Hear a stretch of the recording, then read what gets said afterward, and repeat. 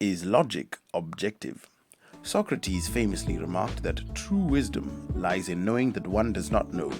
It is in this spirit that I situate my philosophical stance, a form of skeptical agnosticism that extends beyond the mere suspension of judgment to a more radical assertion that we cannot know reality as it is, let alone claim to possess final truths.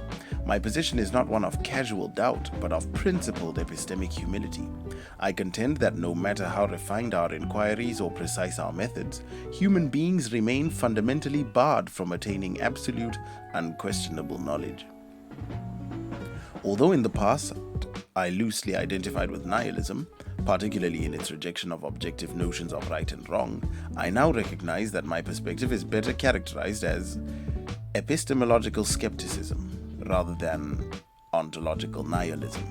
I maintain that while objective reality may indeed exist, our access to it is irreparably limited. For clarity, I take truth to mean correspondence with reality, that which aligns perfectly with what is. If a proposition fails to correspond with reality, it is false. If it does, it is true.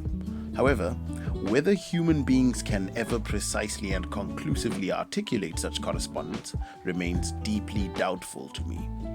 Thus, when I describe myself as agnostic about truth, I do not merely claim that I currently lack knowledge, which would be ignorance. I argue instead that we are constitutionally incapable of achieving final knowledge at all.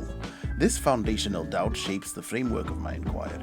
Before we can discuss the nature of reality or truth, it is essential to distinguish between the external mechanism of logic, the structure by which reality interacts with itself, and our internal faculty of reasoning, which is invariably clouded by cognitive biases, intellectual limitations, and socio-cultural constructs. Recognizing these divides is the first step towards understanding the two profound gaps that separate the human mind from reality. It is crucial to maintain a clear distinction between logic, which I define as the external structure governing the interactions and relationships within reality itself, and reasoning, which for the purposes of this essay is the internal human faculty through which we attempt to apprehend, model, and understand those relationships. While logic, by my definition, is indifferent to human perception and operates regardless of our awareness or comprehension, reasoning, by my definition, is an evolved, fallible process shaped by cognitive limitations and external influences. It is therefore a mistake to conflate the failures of human reasoning with flaws in logic itself.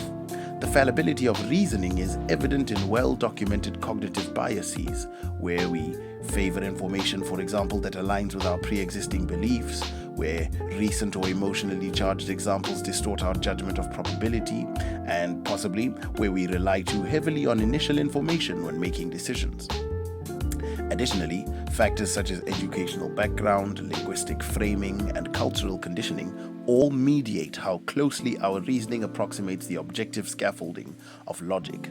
Thus, when evaluating the objectivity or reliability of logic, we must not let the imperfections of our reasoning cast unwarranted doubt upon logic itself. Recognizing this distinction is essential before considering the deeper epistemic gaps that separate human minds from reality. A brief aside on the skepticist position. Skepticism holds not that truth is impossible, but that our attempts to grasp it are always filtered, limited, and flawed. We may never be able to distinguish what is true from what merely seems true, because all knowledge claims rest on assumptions that cannot themselves be verified beyond doubt. Other epistemologies have foundational vulnerabilities. Rationalism, for example, claims that reason can reveal objective truths, yet its entire framework is built on unprovable axioms, such as the law of non-contradiction or mathematical intuitions, which must simply be accepted without justification. Empiricism fares no better, since it rests on the reliability of sensory data, and yet human perception is demonstrably fallible and shaped by evolution for survival, not truth. Our species did not evolve to perceive reality with accuracy, but rather to gather information that serves our biological imperative to survive. Consequently, our sensory inputs do not yield truth, but rather produce data that is pragmatically useful. Moreover, Empiricism's reliance on induction, that the future will resemble the past, cannot be logically guaranteed, making empirical generalizations ultimately uncertain. Even pragmatism, which defines truth as what works, fails to assure us that what is useful is what is real. In each case, skepticism reveals that what we call knowledge may be nothing more than a convenient fiction, a scaffolding built atop assumptions we cannot prove. Given this agnostic nihilistic stance, I must ask, if knowledge itself is provisional, can logic, the very framework of reasoning, claim any greater objectivity? In this essay, I will unpack that question and illustrate how our most trusted tool of thought may itself be shaped by the same cultural and cognitive forces that constrain all knowledge. While I have expressed an epistemological skepticism, a doubt in our capacity to know truth with certainty, this essay turns to the ontology of logic itself. The epistemology of logic concerns how or whether we can know logical truths and justify them as knowledge.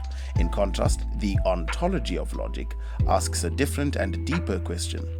Does logic objectively exist as a feature of reality, independent of our minds, or is it merely a conceptual framework we have constructed, necessarily subjective and continually refined as our understanding evolves? Historically, many philosophical traditions, especially in classical and early modern thought, treated logic as an immutable and objective feature of reality, a set of eternal laws that govern existence itself, not just our descriptions of it. However, in more recent intellectual movements, especially in the wake of developments in mathematics, quantum physics, and philosophy of language, scholars have become more open to probing questions that were once seen as closed. The rise of non-classical logics, such as paraconsistent, intuitionist, and fuzzy logics, and challenges to classical assumptions, have reopened the debate about whether logic is universal and absolute, or instead contingent and context-dependent. Many argue that logic, defined as the principles governing correct reasoning, is objective, since it purports to apply universally, regardless of individual beliefs or perceptions. However, one can also view logic as a human-devised tool that helps us organize our experiences and interactions with the world. Postmodernism is a mid-20th century intellectual movement reacting against modernism's claims to reason, objectivity, progress, and universal truth. Spanning philosophy, art, literature, architecture, and sociology, postmodernism remains deeply skeptical of grand narratives, universal truths, and objective knowledge. Unlike rationalism or empiricism, which posit objective truths via reason or sensory input, postmodernism holds that all knowledge is socially and historically constructed and thus fundamentally contextual. I personally reject postmodernism's radical relativism because its suspicion of reason and science can slip into anti-scientific attitudes, even when empirical methods demonstrably work. With regards to scientific knowledge, you see, I am a pragmatist. If it works, it's true. For functional purposes, of course. But is the radical relativism espoused by postmodern thought completely irredeemable? Or is there a sliver of truth contained therein? Let us consider mathematics as a case study. Many theorems today were discovered by Europeans, particularly in the field of mathematics. These are what some critical theorists would label cis-het Christian white men. This characterization is resoundingly absurd, but might it hint at a deeper truth? Perhaps cultural context does shape how we access and apply logic. In ancient Greek culture, geometry flourished because it aligned with their belief in order and form. Euclid and Pythagoras regarded geometry as the ideal discipline, grounded in observable reality. Yet arithmetic was stunted by a cultural aversion to the concept of nothingness. The Greek philosophical tradition, especially figures like Plato and Pythagoras, emphasized the existence of ideal forms as a harmonious, ordered universe, making the idea of nothingness or non-being profoundly incompatible with their worldview. To the Greeks, nothing was not simply an empty space, but a metaphysical problem, a concept that was difficult to reconcile with their understanding of a structured, rational cosmos. As a result, they avoided concepts like zero and struggled with operations that required the recognition of nothing. For example, division by zero or the idea of subtracting quantities until they reached an absence. This philosophical barrier limited their ability to develop arithmetic in the same way that they had mastered geometry.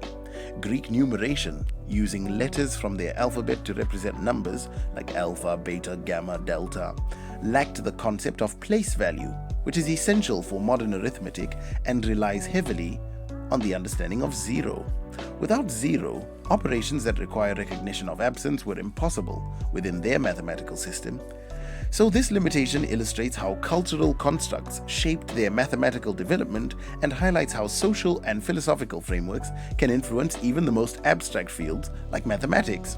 What if the very math we use to explain the universe is influenced by the very culture and philosophy we come from?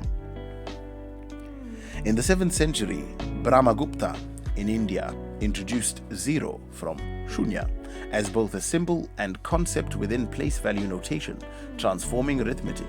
This idea spread to the Islamic world, where Arabic numerals from sifr, meaning empty, enabled more advanced calculations, and then to medieval Europe, laying the groundwork for algebra, calculus, and modern arithmetic.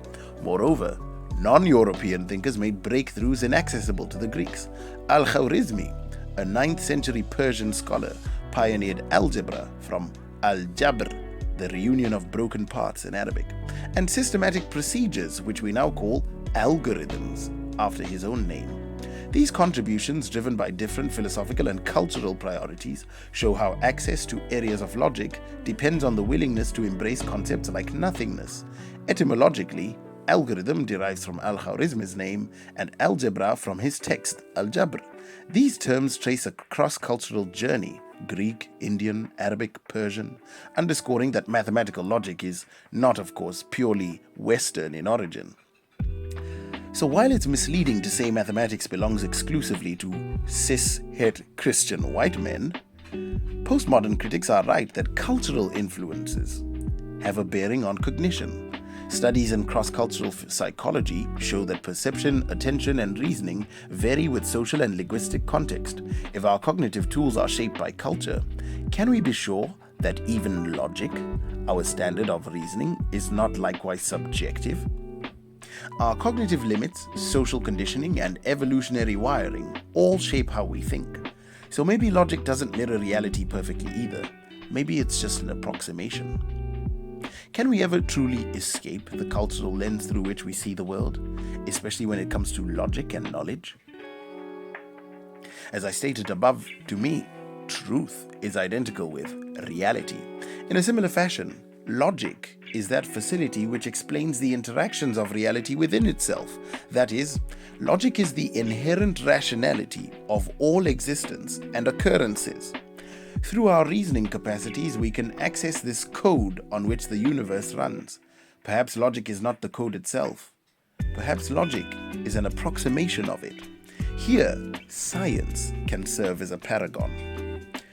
Instrumentalism posits that scientific theories are tools or instruments to predict and explain phenomena, not necessarily true descriptions of reality. We use them because they work, not because they reflect ultimate truth. Our journey in understanding combustion is a perfect proof of the fallibilism of science. In the deep past, long before science had a name, early humans crouched at the edge of the firelight, mesmerized by the dancing flames. Fire was a mystery, a danger, and a divinity all at once. It devoured wood and flesh, it illuminated the night, and it warmed cold bones. Surely, they thought, spirits or gods stir within it. Perhaps it was a gift from beyond, as the Greeks later imagined, when Prometheus defied Olympus to steal fire from the gods and place it in human hands. Though their explanations were wrong, they were not useless. Behind those myths burned a deeper impulse, the urge to grasp the forces shaping the world, to trace the origins and mechanisms of nature itself. Centuries later, in the glow of rational thought, scholars declared they had at last unmasked fire's secret, phlogiston, a subtle substance lurking within all things, released in a blaze as matter decayed. Gone were the myths of gods and spirits. Now, with pens and powdered wigs, scholars claimed nature was finally giving up her secrets. That explanation was much more likely, much more proximal to reality than the mythological belief in fire gods. But it was still wrong. In time, Dalton's atomic theory scattered the last mists of speculation. The age of elements had arrived, and with it, oxygen was unveiled. Not a spirit, nor a phlogistic ghost, but a tangible reactive element that stitched and unstitched the fabric of matter itself. We came to understand that being a highly reactive element, oxygen's interactions with most substances cause significant changes in their chemical structure. This explanation is much more proximal to reality than the phlogiston theory, and even more proximal to reality than the fire gods theory. As Thomas Kuhn revealed in The Structure of Scientific Revolution, science advances not by gradual accumulation alone, but by radical paradigm shifts, coherent worldviews that replace previous ones wholesale. Newton's laws, once deemed universal, gave way to Einstein's relativity. Euclidean space, once axiomatic, was supplanted by non-Euclidean geometries. If scientific laws are historically contingent, perhaps logical principles are likewise provisional. In the 19th century, mathematicians discovered non-Euclidean geometries, self-consistent systems in which the parallel postulate fails, showing that even geometry's foundations are not dictated by reality, but by the conventions we adopt to describe it. Henri Poincaré argued in Science and Hypothesis that our choice of axioms and geometric frameworks is guided by simplicity and convenience, not by metaphysical necessity. Later, logicians built many valued and paraconsistent logics, systems in which a statement can be both true and false, or truth values extend beyond true or false, to handle paradoxes, for example the liar paradox. These are handled much more coherently in this format. Quantum logic, developed in the 1930s by Birkhoff and von Neumann, even redefines the logical structure underlying quantum phenomena. Each of these alternatives works within its own rules, yet contradicts classical logic, suggesting that logic, like science, like mathematics, may admit multiple, equally valid systems. I once thought logic was exactly the code that defines reality, with reason as our sole obstacle between mind and truth. And now I see two gaps. Between reason, that is, our internal mental capacity, and logic, the provisional framework external to ourselves that we use to understand the universe. Between logic, the provisional and pragmatic explanations of the interworking of reality, and reality, the thing itself. Karl Popper's fallibilism insists that all knowledge claims, scientific or logical, are conjectures, always open to refutation. Just as a theory can be falsified by an unexpected experiment, a logical system can be undermined by a paradox or by phenomena that violate its axioms. Thus, logic may not be the immutable substrate of all thought, but a dynamic toolkit we refine over time, much like science's shifting theories. If even the most basic principles of reasoning are shaped by human choices, pragmatic criteria, and historical context, then perhaps logic itself is not entirely objective. Recognizing these dual gaps challenges us to treat logic not as the final destination, but as an evolving map, ever improving, yet never exhaustive.